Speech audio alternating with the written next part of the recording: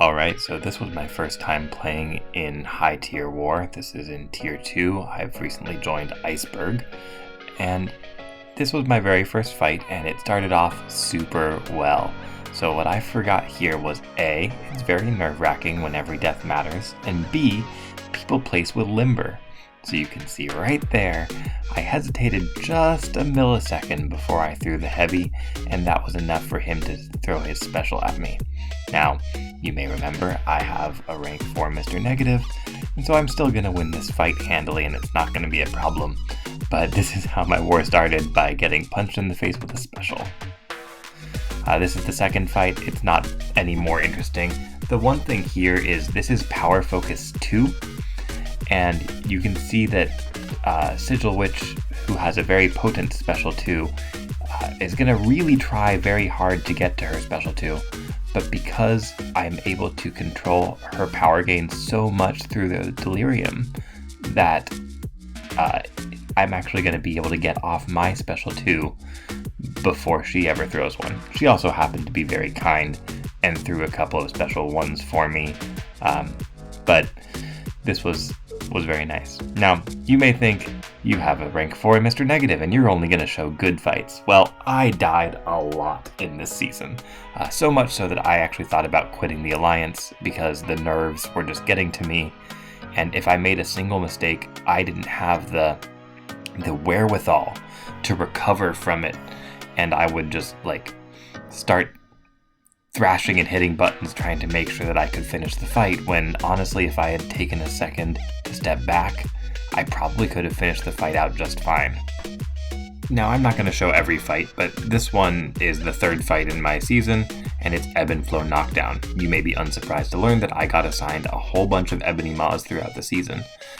This isn't that surprising. I have Mr. Negative, and he's a great counter for Ebony Maw. However, with High Ground, Ebony Maw actually gains True Strike, and that is where I learned it right there. High Ground gives you True Strike whenever you have a High Ground charge, and the result of that was I got punched in the face. I did eventually figure out why he got True Strike. At first I was looking for it in Ebony Maw's kit, and it wasn't there, but I eventually found it. Still, no big deal, finished the fight.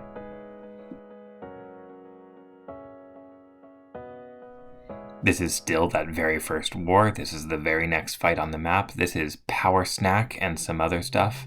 Doom is a great counter here because with Mystic Dispersion and Power Snack and Backup Recovery, there's just a lot of power going on. But once again, Mr. Negative is a great counter for this, mostly because he's Nullify immune, but also because he can get openings, and he doesn't get that many buffs if you don't throw heavies.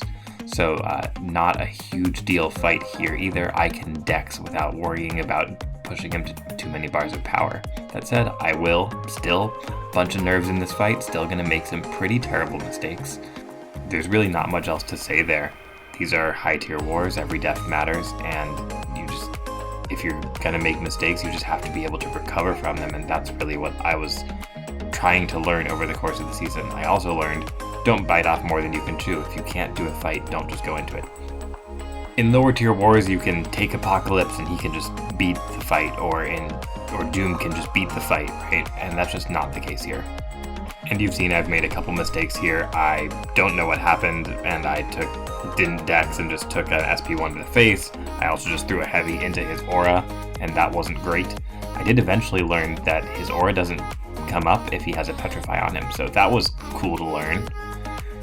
So I also have ranked up my Nebula, and this is really the first fight that really started to feel like it got away from me. This is the EMP modification node, and it should be really straightforward with Nebula. Should be a really straightforward fight. In fact, she's going to get some shocks for free just from the node. Every time she gets shocked, she's going to get 5 shock charges. But I'm going to make a single mistake. This is still that very first war, and you can see instead of hitting once into the falter, I hit twice into the falter, and it was bad. If this was a rank 2 Nebula, she would have been dead. Now, Nebula's healing was really nice and saved me some potions, but it was only the fact that she was a R3 that got me through this fight. It shouldn't have been bad, but, make a single mistake, get punished for it. That's how these wars work. there's really no leeway in them. Continuing on in my very first war in Tier 2, I got assigned the boss. Now, I have a pretty good counter here. I have Sorcerer Supreme, this is Magneto. It should be a pretty straightforward fight. The basic goal here is keep him slowed and bait out heavies, bait out openings, bait out SP1s, and just, kill him. There's nothing complicated to this fight except making sure that you keep that slow up. But high ground makes it a little more complicated. You've got some other stuff going on, and so I don't know what the officers were thinking giving me the boss in my first fight, even though I do have a pretty good counter. So as this fight goes on, I'm going to speed it up just because this is a long fight. Sorcerer Supreme, she has good damage, especially off that SP3, but honestly it's nothing you want to watch. So I'm trying to manage the high ground charges. You can see he has none right now, that's nice. But over time he gets a little stingy with that SP1, and I just can't get him to throw it. And just high ground damage took me down to 59%. I managed to get off another SP3, did some pretty good damage there. Now he's playing a little bit more nicely into my block, but that high ground damage, man, she doesn't regenerate it even if she has a regen buff up, and her energy resistance doesn't resist it. It's still 42-43. I'm still in the game here. Now I'm way ahead, 43-28. It's actually regenning. But I'm just gonna stop right here, because here's where the problem happens. If you can't see it, guess what? I let all of those pink charges fall off. And what's about to happen is he's about to throw one heavy, get that unstoppable, and punch me in the face. And now I'm losing. And now I panic. This is what I was talking about. I panic and I'm in the pink phase and I just want to get this fight over with. I throw my special thinking he was about to dash at me. He didn't. I got punished and I died. My first death in my first war, and it was in not so glorious fashion. Because what kind of moron just throws a special 2 into someone's block and gets punished for it?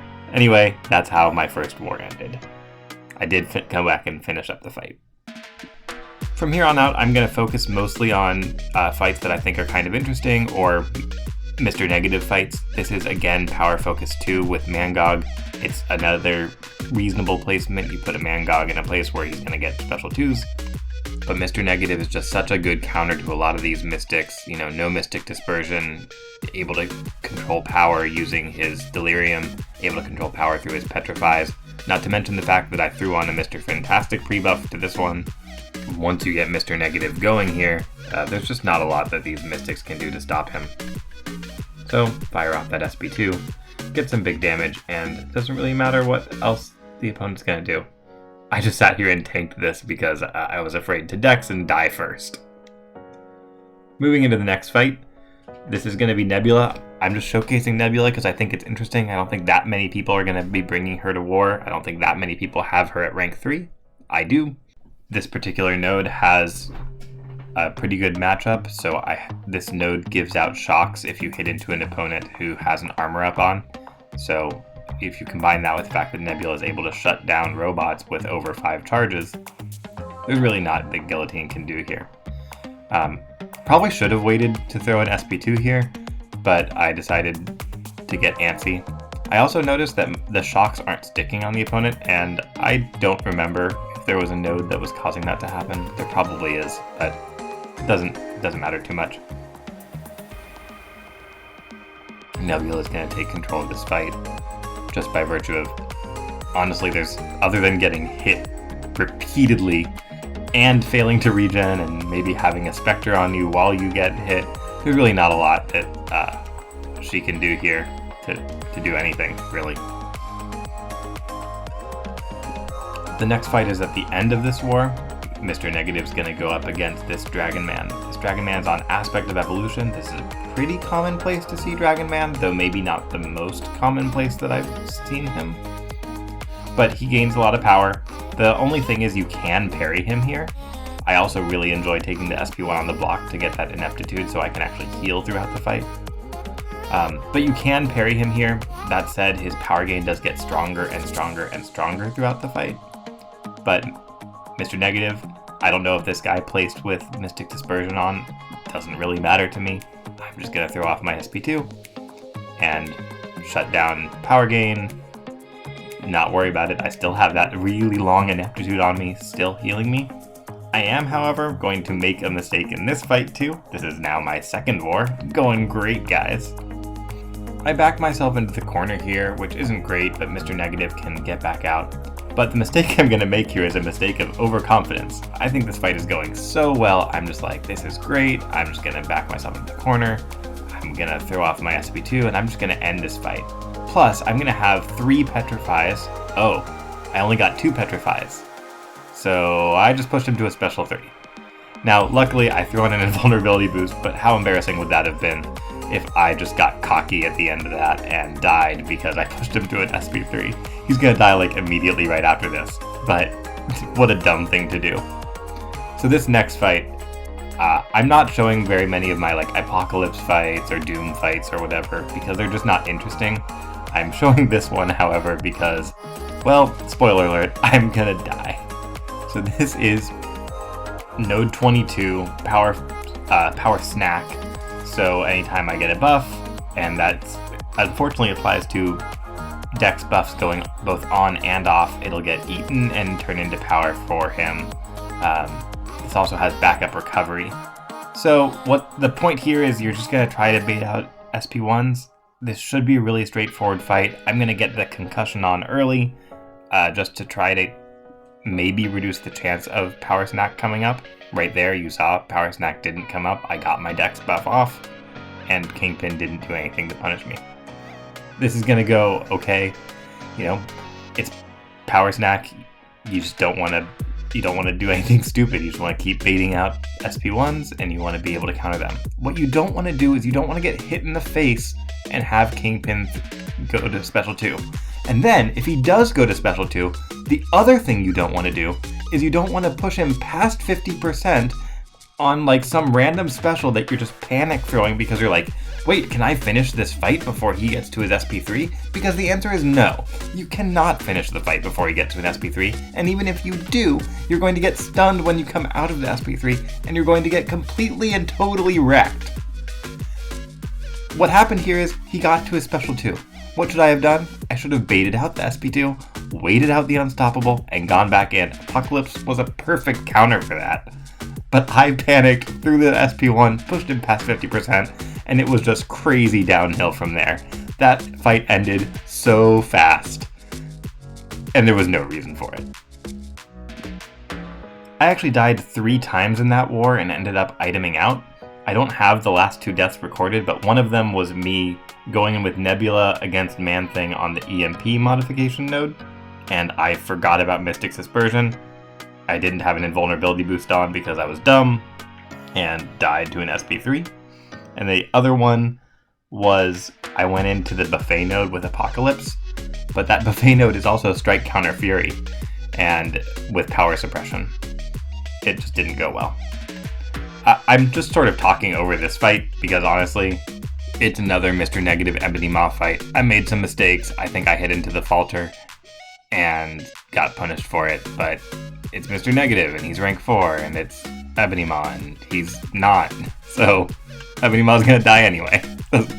Throw an SP2 and Ebony Maw's gonna die. It's fine. It turns out there are some advantages to having a rank 4 Mr. Negative.